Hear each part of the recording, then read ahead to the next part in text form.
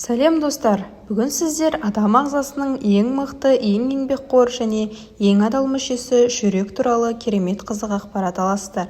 Бұл орган неге 80-100 жыл бойы тоқтамай жұмыс істейді?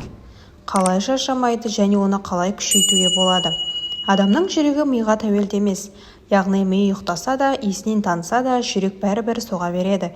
Өйткені жүректің ішінде өзінің жеке электр генераторы бар, синус түйіні.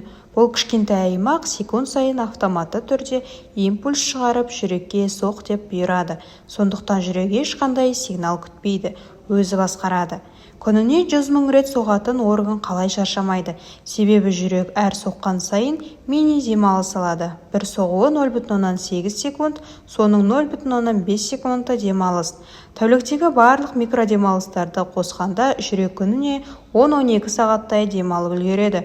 Сондықтан ол біз ойлағандай шаршап қалмайды. Жүректің жұмысы үшін ең басты энергия оттегі. Оны жүректің өз тамырлары, коронарлық артериялар тасымалдайды. Егер бұл тамырлар бітелсе, жүрек оттегі алмайды, жасушалар өле бастайды, инфаркт болады. Сондықтан қан тамырлары жүректің жанармай жүйесі.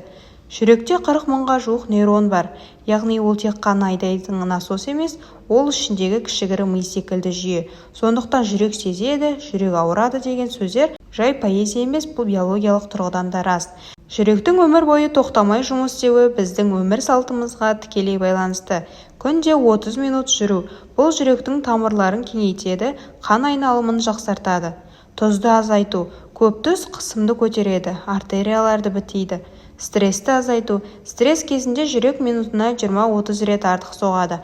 Ұзақ стресс инфаркт қаупін арттырады. Омега-3 тағамдары.